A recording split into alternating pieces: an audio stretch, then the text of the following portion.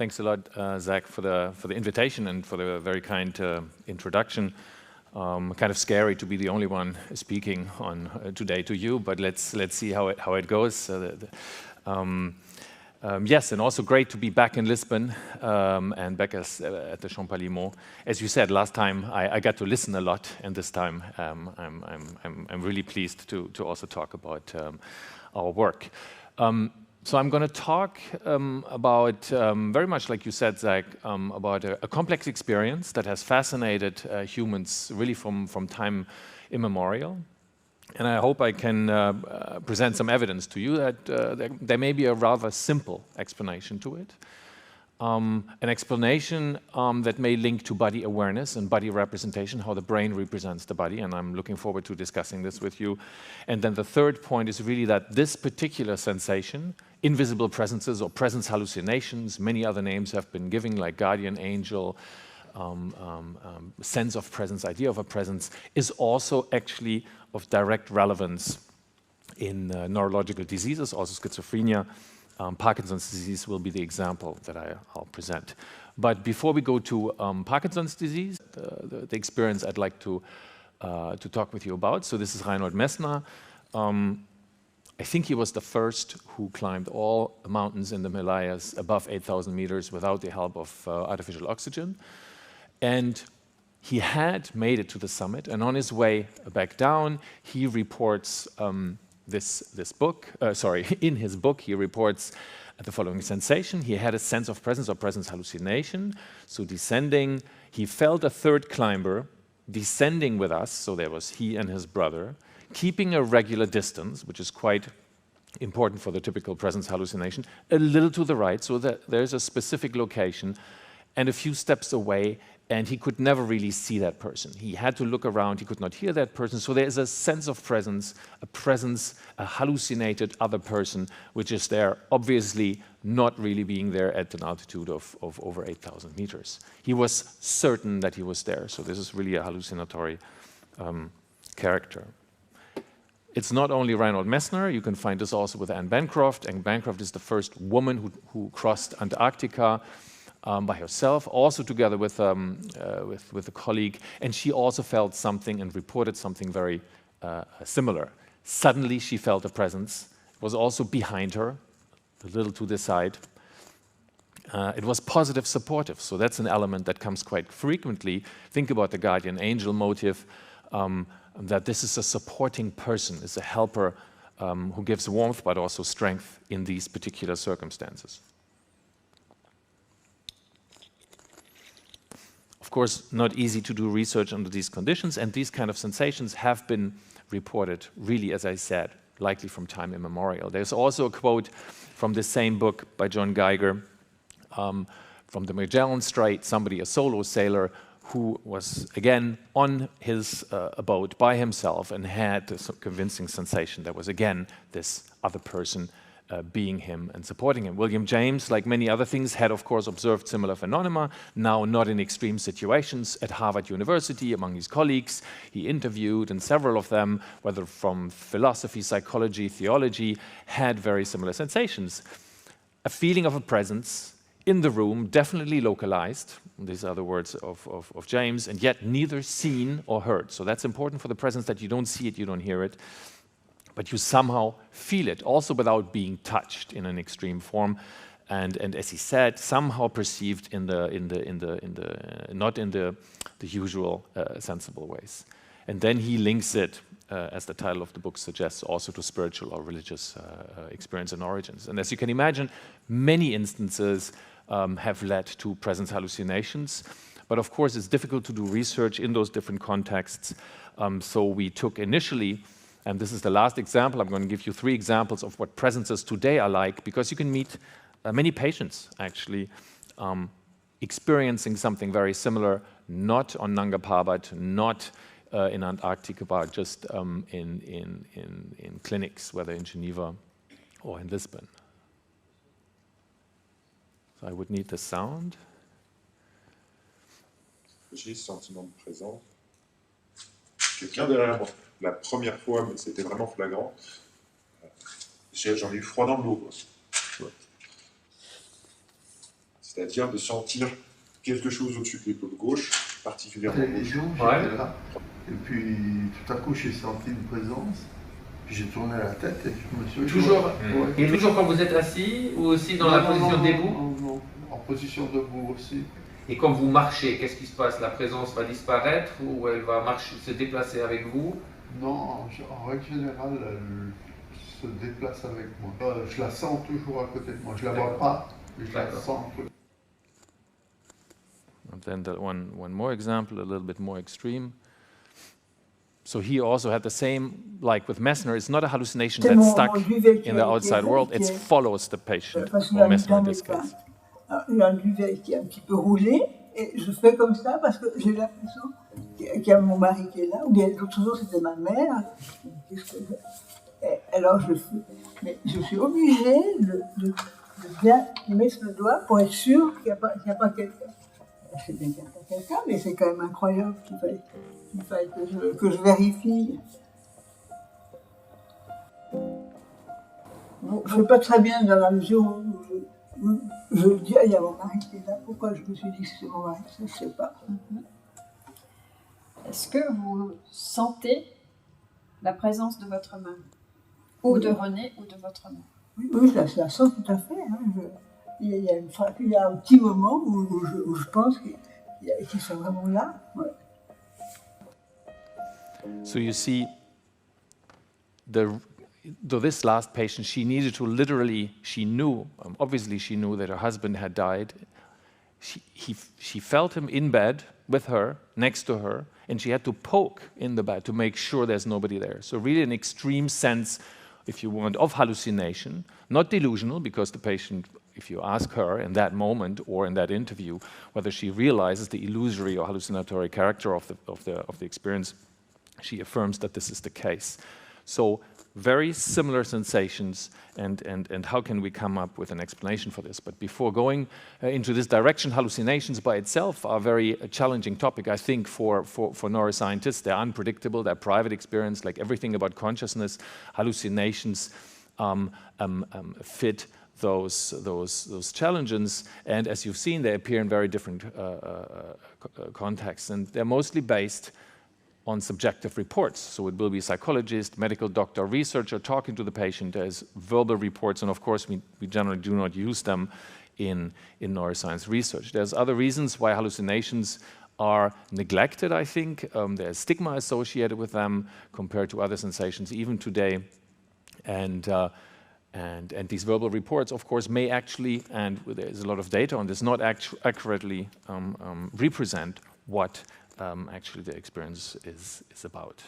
And of course in patients, the last point that I marked here is some patients, Parkinson patients, but let's say Alzheimer patients who also can have hallucinations may not be able to describe them in the first place.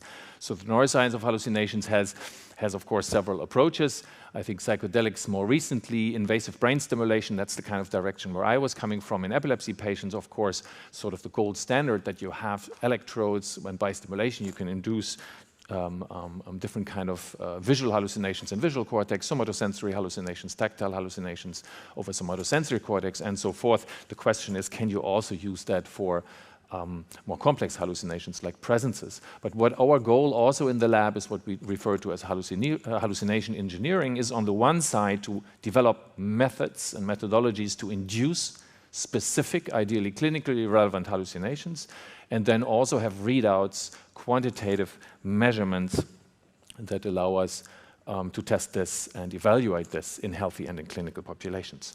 So for the rest of the talk, I'm going to start briefly with the neurology, then the biggest part, or the two larger part, are neuroscience research linking those hallucinations to self-related processes, or bodily self-related processes, and then in the last part translate these data and test them in patients with Parkinson's disease.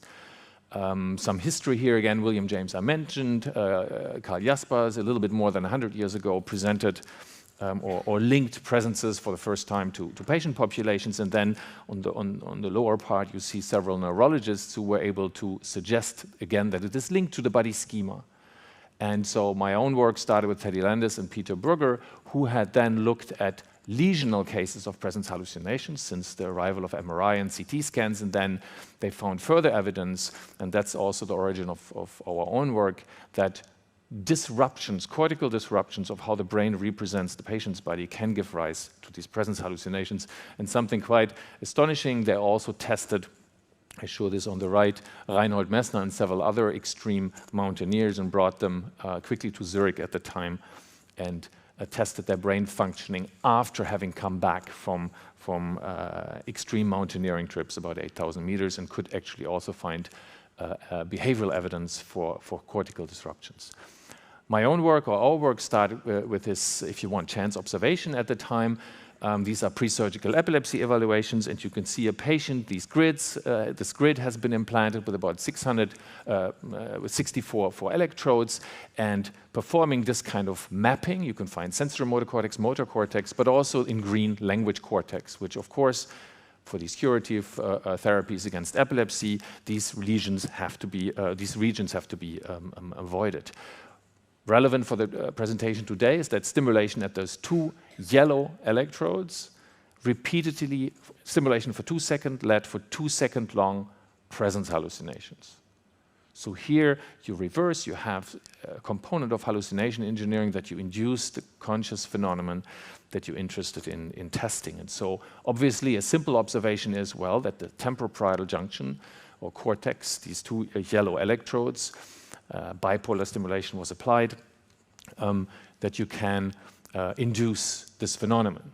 Okay, so at least you could start, it was a first step to see that a particular anatomical location in the left brain was involved in these presence hallucinations, and also that the induced presence hallucination shared all the characteristics of the types from the different contexts that I've already presented to you very briefly. But what we were able to do in this small clinical study was to provide direct evidence, I think, that how the brain represents the body of the patient shapes the presence hallucination.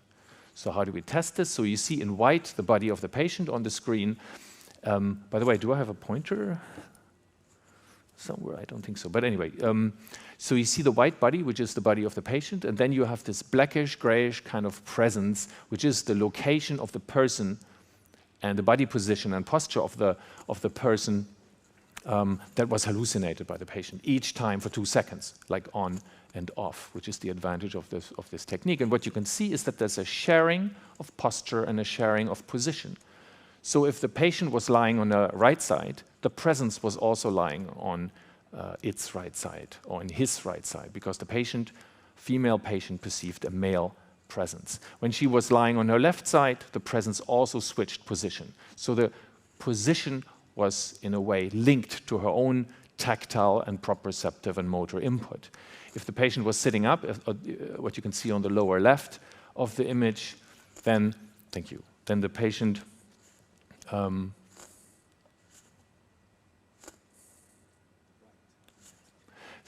so on what you can see here, so if the patient is sitting up, then the presence was also sitting up and actually was also taking her in her arms. And again, these are the other positional changes. When we started stimulation, the patient was somehow perceived the presence as somehow between the ground, between the floor and the bed. Of course, an impossible position, but for the patient, that was exactly physically where the person was at. We then looked, again, looking for more neural data. So there's a second case that you can see here where we were also able to induce, actually at a very close location, presence hallucinations. And here's a group of patients. I won't spend much time on this, and you can then do lesion overlap analysis. You're looking, you have basically 12 patients. They all have brain damage. You overlap, you look for common brain regions, and you can find that there is this temporoparietal location that came up and was suggested by these previous cases. The insula came up, and I think in the conference we're going to talk about the insula a little bit more. Another link, of course, to body representation. This is also a typical region for body representation, and so is the frontoparietal location close to the interparietal sulcus that you can see here. So there is something systematic about this quite complex experience of feeling the other person close by. And this is more recent work, lesion network mapping, and I'll come back to it another time. Okay, so far for clinical data. and maybe let me go back to this, I was a bit fast on this. What I wanted to argue is that the experienced position and posture of the presence depends on the position and posture of the patient. So the experience that we induce depends on proprioceptive and somatosensory changes in the patient's brain of her own body, and other patients, we confirmed this, and suggest the relevance of this proprioceptive and tactile information for generating presence hallucinations. What we have argued based on this, and of course it had been speculated before, is that what we're dealing with is actually a second hallucinated body. Normally we perceive our body here, the self is also perceived here, but in the case of the presence hallucination, the mechanism that we're suggesting is actually a second own body that the brain generates, not at the correct position, but at the position that is experienced, namely mostly behind, sort of at an arm's length. The difference compared to phantom limbs, for example, where also you have body perceptions at a non-existing position, is that here a second body is generated and not perceived, that's the most important part, not perceived as a second self. This can also occur in other illusions, but it is perceived here as another person. So the brain generates a second illusory, incorrect own body location, but misperceives that as the person, as another person's body.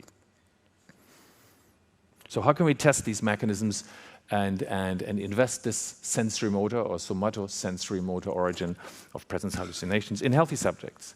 For this, what we looked at, and there's several illusions and induction methods for different kind of misperceptions of one's own body, where there is very typically the boundary between what is self and what is other is disrupted. So you have the numbness illusion, for example, here, the Pinocchio illusion. Maybe that's something, I won't go into details here. What we really took afterwards is the ticklishness illusion that Sarah Jane Blakemore and Chris Frith had worked with, where they introduced a simple mechanistic a system, like a hand is moving a lever here, the feedback was applied at another location, and when you add different kind of delays, you could induce a ticklishness sensation by yourself. Normally, a typical observation is that you can't tickle yourself because the brain can perfectly predict the moment and position. When you would touch yourself, if you disrupt this coordination, if you desynchronize movements of your body from the tactile location when it is applied, you can actually tickle yourself. And this is a simple way also to quantify this, because you can do, for example, rating experiments or other imaging experiments. There's another illusion, which is the somatosensory rubber hand illusion. And what we did in order to design a method to induce presence hallucinations is integrate these two approaches. And we also added another component that we did not want to test by manual misperceptions, but we wanted to have a manual input on one side, but link it back to a more global, generalized body representation. And this is the torso representation that we have worked with in other work. So this is the system that we developed. You have to imagine a person standing in between here. The index finger is put here. This is a commercial robotic device. And then the feedback to the back, in this case, will be provided by this other robot who mimics time, position, and also the force, which is important. So if you push more strongly in the front, the robot in the back will also push more strongly. Here, I think, is another video where you can see this more clearly.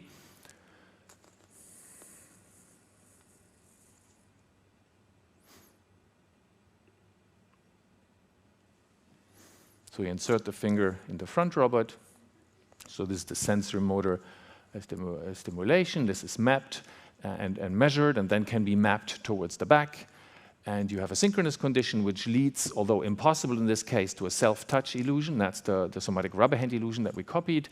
So basically in the synchronous condition, you have the feeling that you would touch yourself. However, in this asynchronous condition, so when the robot in the back is desynchronized in time and space from what the front robot is doing, then we hypothesized we could induce presence hallucinations. And that's what indeed we could find. As I said, a very simple manipulation. So you have, again, the forward movements, the poking movement if you want, and then the robot in the back is mimicking this, is doing exactly the same, but at a different position with a delay. I think in the first study it was a delay that varied between 500 and 1,000 milliseconds. And when you do this, once we did questionnaire ratings. So we asked about self-touch. So the self-touch was strongest in the synchronous condition. So even with a forward extended arm, receiving touch as at an impossible position from your upper limb, in our healthy individuals perceived to be touching themselves. This decreased in the asynchronous condition.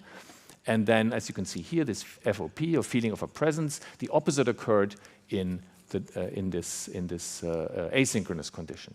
So when there was this mismatch, as was shown here in the video, between those two positions, not only did people feel to be touched by somebody else, that other person, by this verbal questionnaire rating, also was perceived as being stronger in the asynchronous condition. That's important in a sense that we can map this difference. And of course, once we have this robotic device, we can do many other conditions, which I don't show you here on the slide, but for example, we can systematically change the delay. We also had a behavioral marker, but I'll skip this part because I want to tell you about more recent data and another a behavioral marker which we have continued working on. Because we asked, in this first original study, we also asked something else. So people are always blindfolded when they do this, but before they start each condition, we had a different number of people, not as many as in this room, between 2 and 4 people, come into the room, spend some time close to the subject, and then left the room. So there was never, ever anybody in the room while the person was doing the experiment.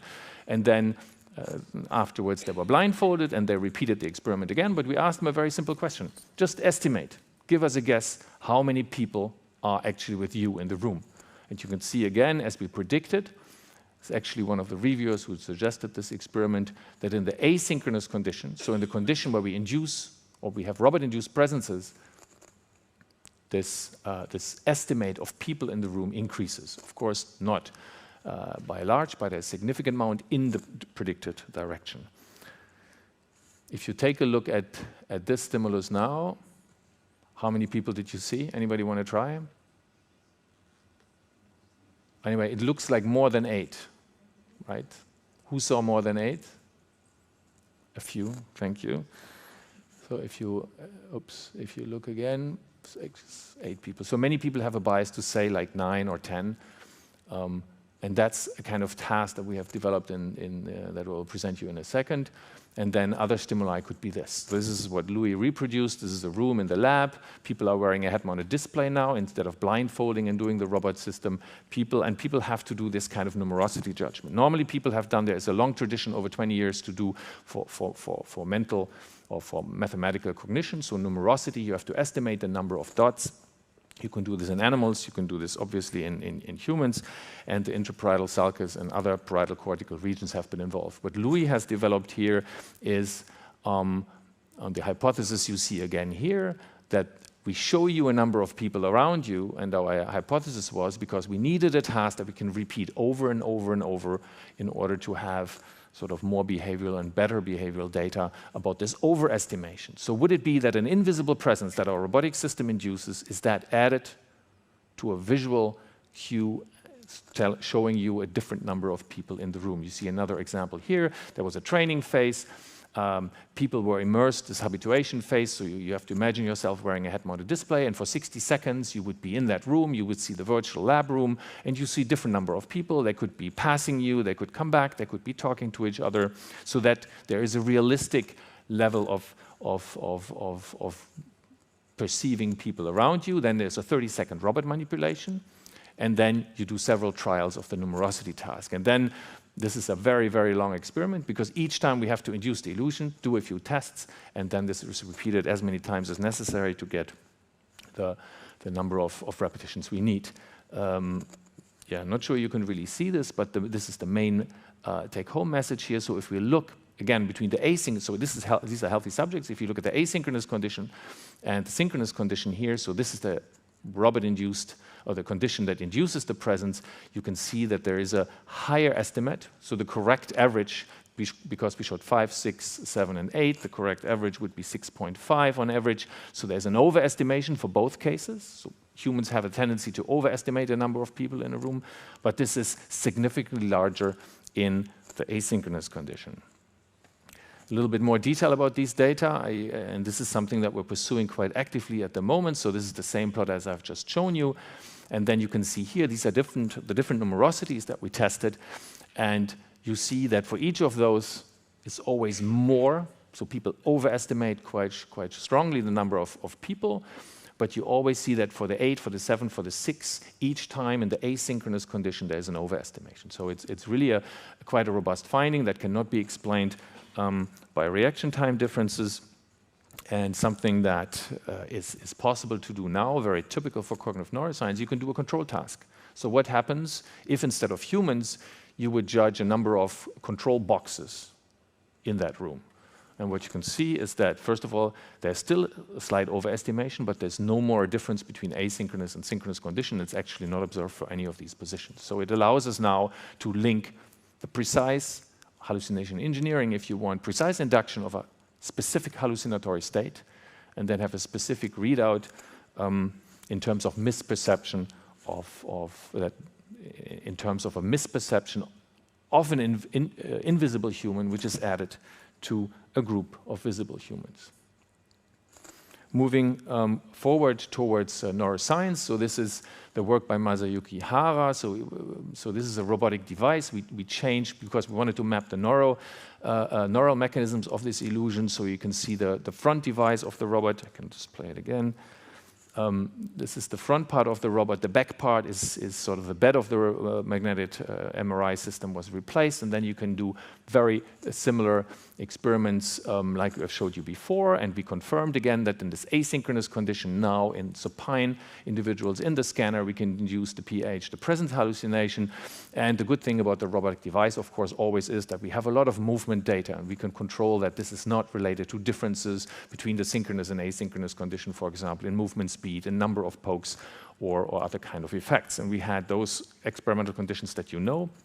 And we had these other conditions where either the robot was moved by the participant, but the back robot was not touching the back, or there was only a back robot touching the back from a pre-recorded movement and the robot, and there was no motor effects here. So when I think I'm going to skip this. So if you do, and this is the conflict again that you know, this is the delay-dependent sensory-motor conflict. So this is the difference between asynchronous and synchronous condition, and you can see we saw these 4 regions here, again activating the insular premotor cortex, also medial prefrontal cortex, partly overlapping with SMA, and also very close to those regions that I showed you at the beginning in those patient observations. There's another conflict, and this is something we work more on at the moment. You see quite a massive activity if you compare the asynchronous and the synchronous condition, because both of them have a conflict. The delay conflict is pretty obvious, but also the synchronous condition has a very strong spatial incongruency. Remember, you have your hand pointing forward, but you're receiving a touch on the back. So it's a spatially impossible touch, self-touch, and it leads, so if you compare the asynchronous plus synchronous versus the 2 control conditions that I mentioned to you, you see a massive activity of contralateral M1 and S1 extending forward to the dorsal premotor cortex. You see the SMA, you see the putamen, and you see the ipsilateral cerebellum. So quite a large network, and what we did in this first study is we wanted to find or define common brain regions in patients and in healthy subjects that would reflect presence hallucinations. And for this, we combined the 2 networks, so the delay network and the spatial conflict network, and we compared it and overlapped it with a lesion network mapping from the patients, from the reanalyzing the patient data that I showed you earlier on, and we found those 3 regions on the right, 3 regions on the left that we then determined as a presence hallucination network, and we'll use this, and we're currently using this in other studies. And you can see that you have again this temporoparietal or a little bit posterior STS location. You have something in ventral premotor cortex, and also this area here, which we then projected bilaterally. So what I've shown you so far, before moving on to the patient data, is that those presences that we induce in healthy participants, they're quite similar in phenomenology than those that patients experienced and that Reinhold Messner experienced. They seem to, and this is clearly shown by these data, what we expose people to is a conflict, a very simple conflict between what the brain is executing at the upper extremity and what the feedback at one particular feedback location is receiving. Data that I haven't shown you yet, so the feedback location is actually quite important. So if the feedback is at the level of the trunk, we do report and induce these presence hallucinations. However, if the feedback, the same manipulation is done by the upper limb, but the feedback is at the level of the other hand, then the presence hallucination ratings go down and do not show this, this difference anymore. And there's obviously also data, I'll show you on the patient data, also delay dependency. The longer the delay, the stronger the presence hallucinations. So let's move on to the last part. So remember those 3 patients I showed you at the beginning. It's actually in Parkinson's disease, presences are surprisingly frequent. 50% of Parkinson patients, although I think textbook and many neurologists today still link Parkinson's disease as a motor disease or conceive it as a motor disease. But as this image shows, RBD, for example, is a REM sleep behavioral disorder. It precedes these motor symptoms by sometimes more than a decade. And so what is shown here at the bottom, those non-motor symptoms precede the onset of motor symptoms by many years and seem to and are as closely linked to Parkinson's disease as those typical motor symptoms. We were particularly interested in these hallucinations. And again, I said they're very frequent. They also predict a more severe forms of Parkinson's disease linked to cognitive decline and precede visual hallucinations, complex visual hallucinations, which are also typical. And again, they're the most common hallucination in early Parkinson's disease. So eventually they could function as a marker. So this is the first study that we carried out in these patients. So we had a group of 26 patients, and we split the group in those Parkinson patients with presence hallucinations and those without.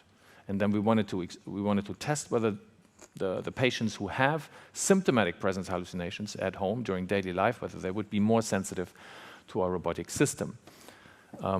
I think the video just nothing particular. It just shows a patient able to do the robotic procedure. We adapted it to the sitting position so that it's comfortable. And what you see, first of all, both of these patient groups, particularly the group shown in red, so the Parkinson patients with the presence hallucinations in daily life, they are very sensitive to our robotic stimulation and show this asynchronous larger than synchronous effect. But what is more interesting is shown here in the middle.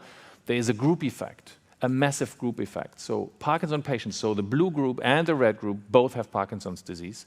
Only the red group, based on simple verbal interviews, had presence hallucinations before coming to the lab, but you see the 6-fold increase in sensitivity to our robotic stimulation.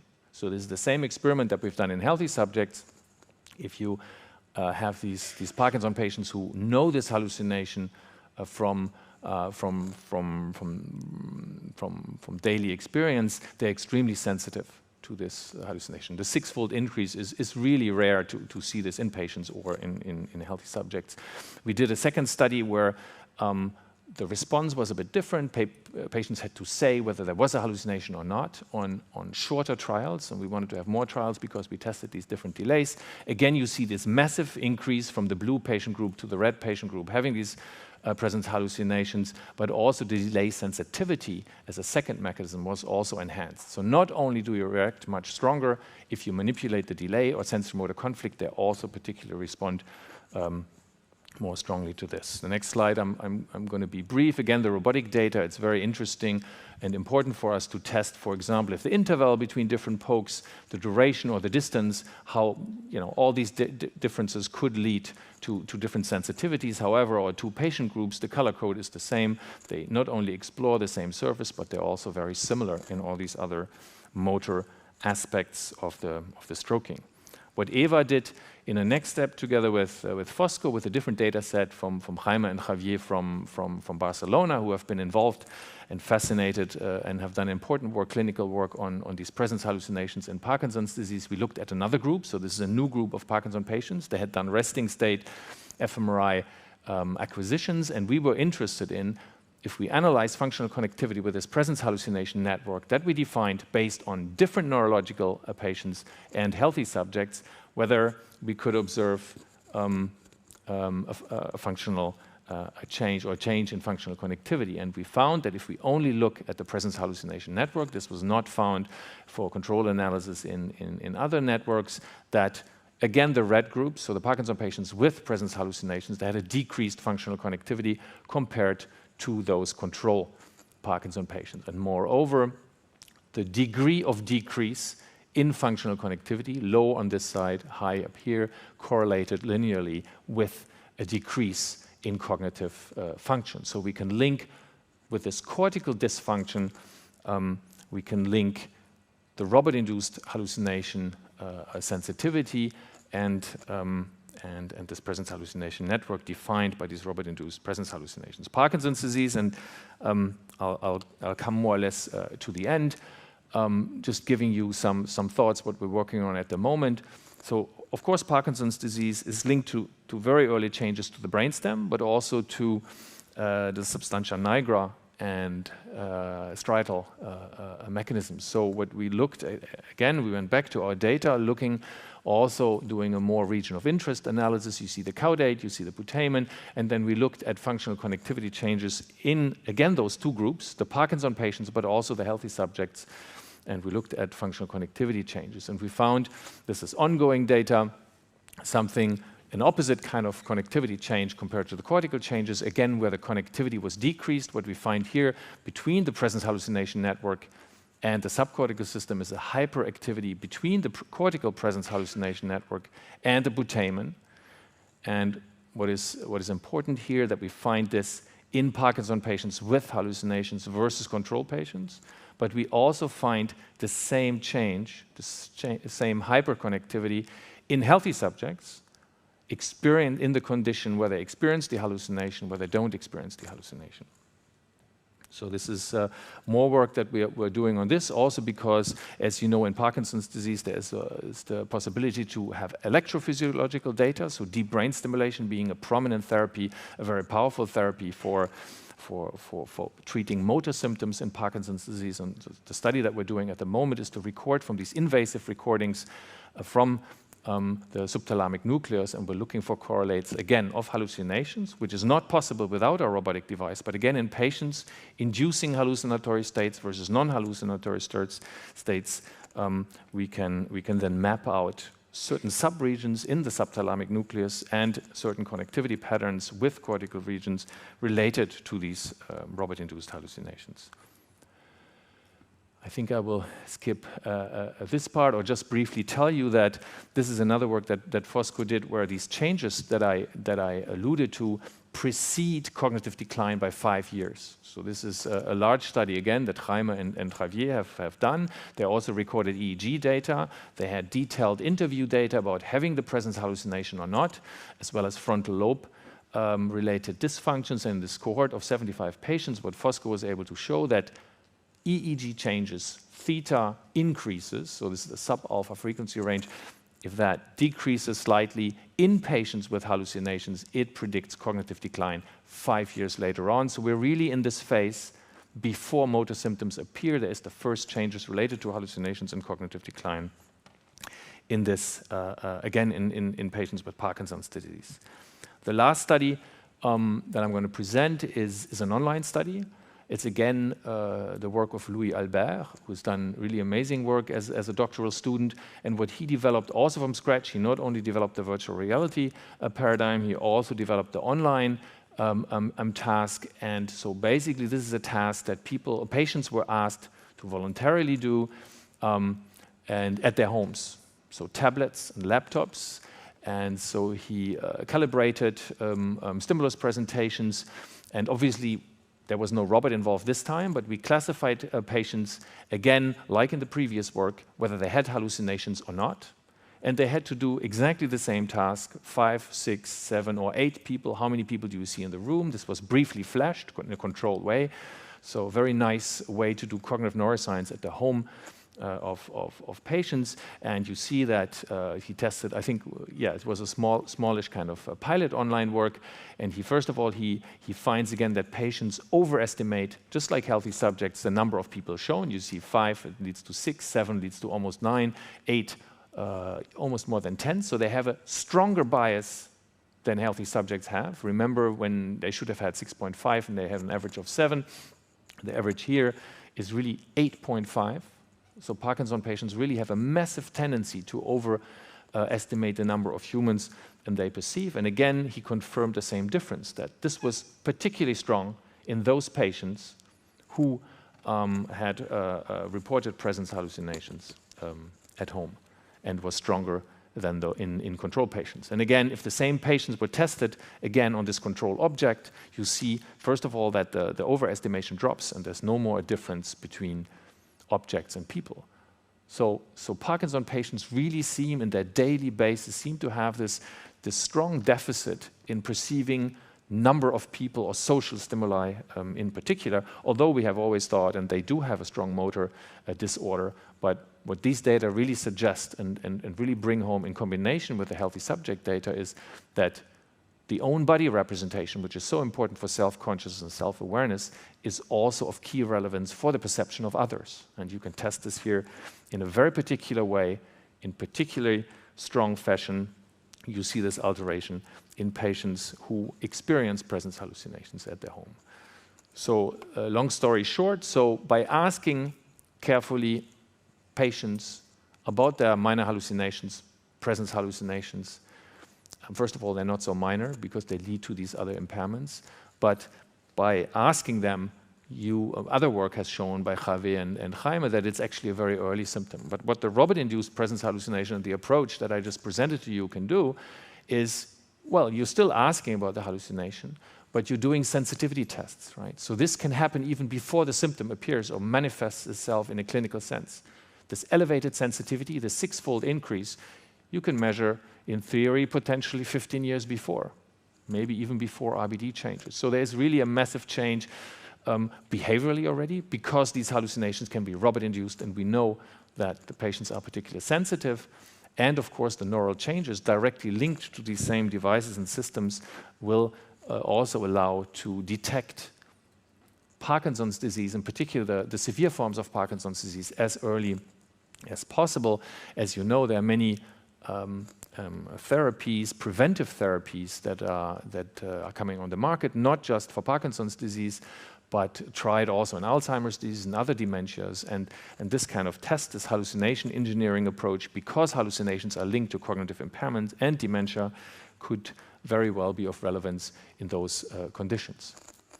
And this is again what I've just told you about. Again, the 3 take-home messages for these presence hallucinations is, first of all, it's a perceptual phenomenon. Although it sounded very complex, I'm in Antarctica, and there's this person following me, helping me, getting through different trials, and as a guardian angel, people have linked it to spiritual phenomena. That seems to be a quite simple, the simplest explanation you can get. There is a misperception of your own body, and if that is linked to errors, then the presence occurs. So first, when it's a perceptual phenomenon, it's not sound, it's not vision, like is mostly studied for hallucinations. It's a somatosensory hallucination.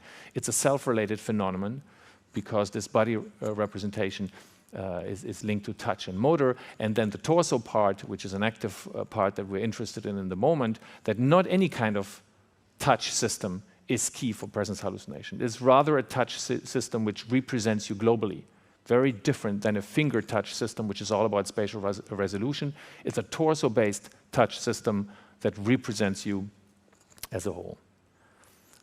Work that we're doing at the moment. So good news is that this, so we have an ongoing clinical study in Parkinson's disease and could confirm this huge increase in sensitivity. We're doing more detailed analysis of the networks involved in this. It's also a fascinating tool, of course, to look at bodily perception or bodily mechanisms, sorry about the spelling mistake, bodily mechanisms in self-consciousness. And you see in these presences that the boundary between what is consciously perceived as self and what is consciously perceived as somebody else is very small and very transparent. We're currently looking of adding some pharmacological manipulations in healthy subjects to have potentially stronger phenomena. And we're also very interested in visual hallucinations, in particular in Parkinson's disease, linked to that. Maybe something that I'd love to hear your thoughts on is also animal experiments. And here I think the relevance for self-processing is even more prominent, because the kind of manipulation is a very simple one. There's a manipulation with the arm or with a front paw, and then there is a feedback signal to the torso. So this should be something that is doable in animal, obviously in a monkey, but I would say it's not interesting to do this kind of experiment about hallucinations in a monkey. A mouse model, for example, if a mouse or a rat can be trained to be exposed to similar situations, right? It's a non-visual, it's a non-auditory cue. I think it's a challenge to measure a hallucination in an animal model, but it would not only be relevant clinically. Why I'm stressing this so much, it would also allow to have a very powerful model of the self in an animal. And again, in a monkey, we wouldn't even bother, right? They're very similar than we are. But if we could find origins, initial mechanisms that are shared in a mouse model of self-consciousness and the human model, I think this, with all the new powerful tools that exist, I think this would be extremely powerful. Thank you.